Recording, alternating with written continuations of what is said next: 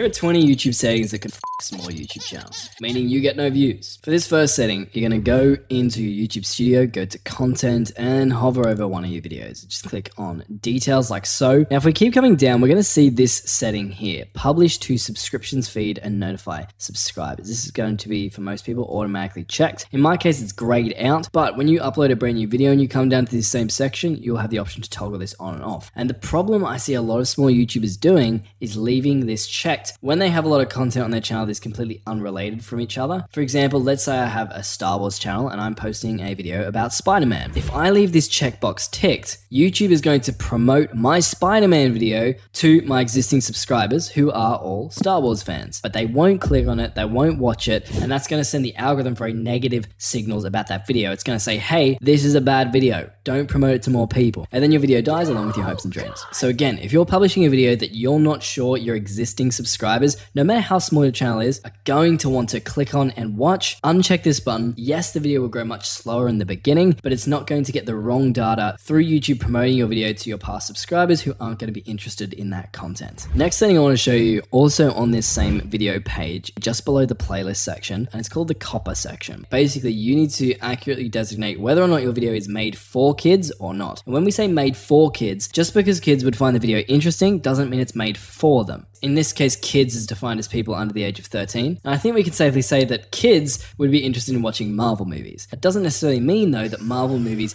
are specifically designed for people under the ages of 13. There just happens to be some audience overlap. On the other hand, Peppa Pig, probably appealing to many people under the age of 13. However, most older audiences are not going to be interested at all. And so it'd be safe to say that Peppa Pig is designed for kids. Hope that makes sense. Now, why this is important is, one, if you misdesignate this, technically you could cop a very expensive fine, although I haven't actually seen it happen. And the other thing to be aware of here is that if you check yes, this video is made for kids, the video is going to have very limited options. There's going to be no comments, you're not going to be able to make money from the video, and a whole bunch of other annoying things. A little bit technical as well, but really important to get this one right. The next setting, we're going to scroll a little bit down from where we just were, still on the video page, and we're going to come to allow automatic chapters and key moments. Chapters are when you see the video play bar on YouTube broken up into segments with a title for each segment. Now, you can create chapters manually, like I'll briefly show you how to do in a second, or you can allow YouTube to automatically chapter your videos. The problem with this, YouTube's AI is still not very good. It can add really dodgy chapters to your videos that are very confusing, or that just completely spoil and give away your entire video. And so unless you're like an education channel and you think that chapters are essential to your video, but you're too lazy to create them yourself and you're willing to risk it, just turn this one off. If you're going to add chapters to your video, what I recommend instead is that you add them manually. Now, you can do this anywhere in your video description, but what you're going to do is start off by typing 0:00 and then title your first chapter. So we're going to be really original and do like intro. Then what we're going to do is we're going to add the timestamp of the end of our intro chapter. So let's say our intro ends at 15 seconds. So we're going to go 0:15, and then we're going to type the name of our next chapter. Let's say like story. Now let's say the story component of our video ends at like 3 minutes. So we're going to go 3:00,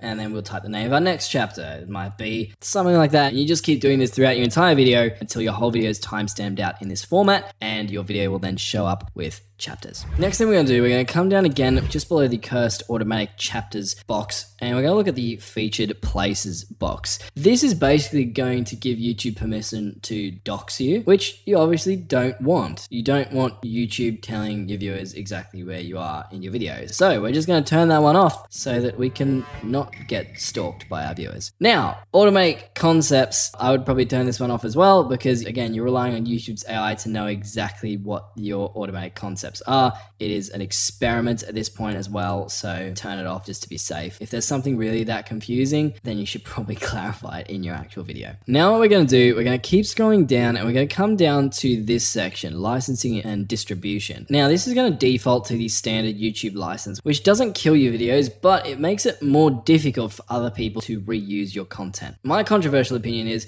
anyone reusing your content is free marketing for your videos, and if their content happens to do way better than your video, then it's a great case study for you to learn from. If they reuse your video and it gets like 10 times the amount of views as you can look at that and be like, hey, what did they do that made them successful, and how can I do that but better in my next upcoming videos? So it's win-win either way. So what I would do is click on here and change this to Creative Commons Attribution. section, which is going to give other creators permission to reuse your content in their videos. This next one, beginners do this all the time and it really bugs me and it hurts their channels. When you start off a channel, if you have no content, obviously your channel is going to have no content, but when you start creating content, your channel homepage, when you go to it, is going to look something like this. Now this is bad. It means you're going to get a lot less views than you probably could be, and so we're going to fix that. On your channel, you can find this through YouTube Studio as well, but you can just come to here and customize channel, and it's going to take us to this page. Basically, if we come down here, we can see featured sections. This is what's going to allow us to do that cool thing that a lot of big channels do that makes their channel homepage look full and vibrant and have lots of videos on it, meaning that you potentially have more opportunities to get more views. What we can see is that these big channels have multiple sections of content on their homepage, and to get something that looks like that, what you're going to do is hit on add section, and then what you can do is select videos, popular videos, short videos, or you can even feature things like playlists or past live streams. Now, another thing that can hurt your channel a lot, if you're not predominantly a YouTube Shorts channel, is YouTube is really trying to push Shorts right now because TikTok. And so by default, YouTube is going to have a Shorts featured section at the top of your channel homepage. That means that if you have shorts and long form videos on your channel, the first row of content people are going to see when they land on your channel is a list of your YouTube shorts. Long story short, no pun intended, what you want people to be seeing most of the time, again, unless you're a dedicated YouTube Shorts channel, is your long form videos. It's going to get the most watch time. It's going to give you the opportunity to make a more in-depth connection with your audience. And so what we're going to do is either, if you have lots of different featured sections, you can move this shorts videos thing down to the bottom by clicking and dragging. So it's only going to be found by people who don't find anything satisfying at the top of your channel page and are just scrolling down, hopefully catch a few of them. Or if you don't have enough content to have a lot of featured sections on your channel, I would say just click on these three dots and just remove this. Then come up here and hit publish and you're done. Now, speaking of small YouTube channels, another essential setting is found in your YouTube Studio also. So if you're in your YouTube Studio, you're going to want to come down to settings.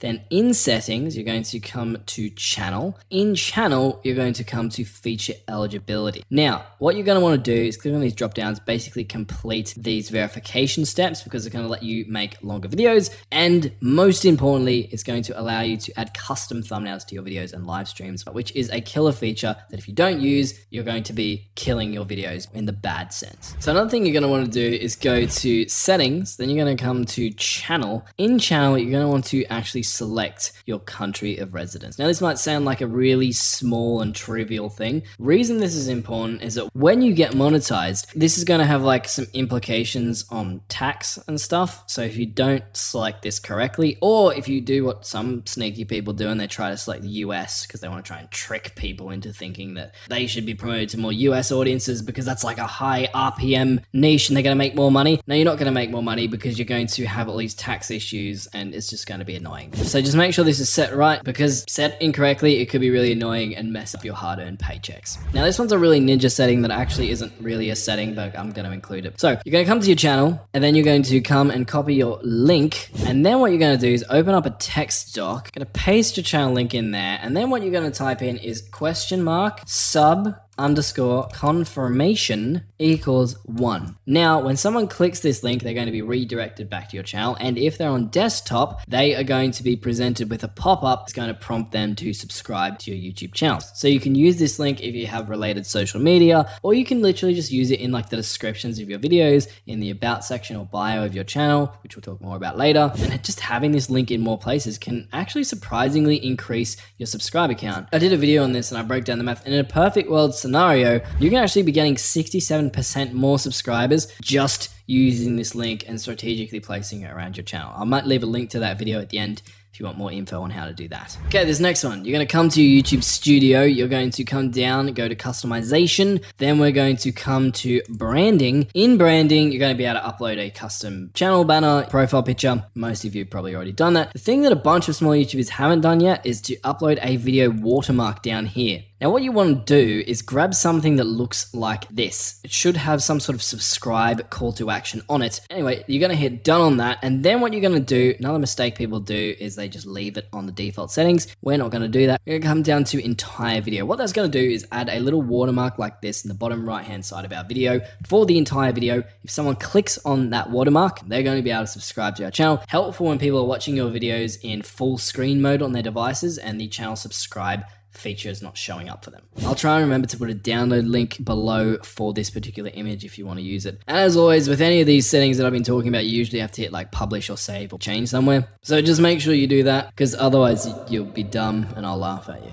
All right, our next tip, we're going to come down to settings and we're going to come to channel. Here in keywords, what you're going to do is add some keywords that are related to your channel and your channel name. It's going to make it a little bit easier, supposedly, for people to be able to find your YouTube channel when they're actively looking for it. I actually haven't found this to have a huge impact, but pretty easy to add some keywords in there, so I guess you might as well do it. And so unless you like the idea of not getting more views and subscribers in the future, then you should probably do this. So for example, I might put my channel name, hit enter, that's going to add a tag. I can put individual words like cest channel, or I can put really long keyword phrases in here that are highly related to said channel. Now the next thing I want you to do, we're going to come back to customization and we're going to go to basic info, not branding, you didn't see that. And in your description, you're going to insert a description. Now that might seem like it doesn't matter very much, but it does nowadays, because with a recent YouTube update, the first line of your description actually shows up on your channel homepage when people visit it. So if you do what a lot of these small YouTubers do, where it's like, hey guys, welcome back to my channel. On this channel,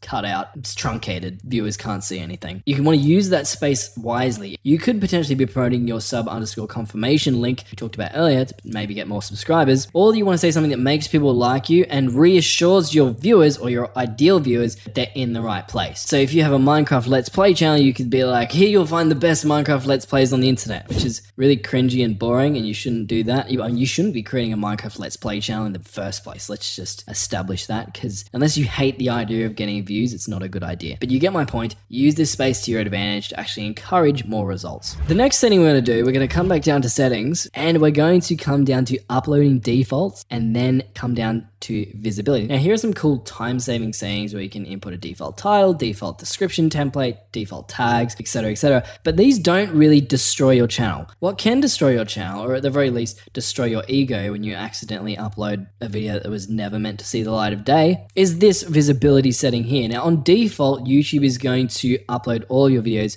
to public. So once you upload them and hit publish, it's going to immediately be sent out to all of your fans. So a really nice safety precaution, click on this, change it to unlisted, hit save. That way, next time or you upload a video that was meant to go live at a later date, you're not going to accidentally post it. Definitely not speaking from experience. Haven't ever done that. I don't know what you're talking about. Stop the cap. So the next setting, we're going to come to settings again. On this prompt, we're going to come down to community, and then in community, we're going to scroll all the way down to the bottom to blocked words. Again, some useful settings in here. They're not necessarily going to tank your channel though. What could tank your channel is having spammers and scammers in the comment sections of your videos. In some circumstances, could lead to a very negative experience for your viewers. The algorithm might pick that up and it might think that those viewers actually had a negative experience with your video, not the actual comments within your video. So those viewers leave, they're all angry and disappointed and annoyed, and when YouTube shows them that post-video satisfaction survey, they're going to be like, no, I hated my experience. And then the algorithm's going to be like, it's the biggest piece of dog shit. And it's going to kill your reach, and you don't want that. So a way around that is to, one, add blocked words in here. You can add sensitive, highly offensive terms like this, just to make sure, keeping everything family friendly. But you can also add, what kind of words I'm talking about.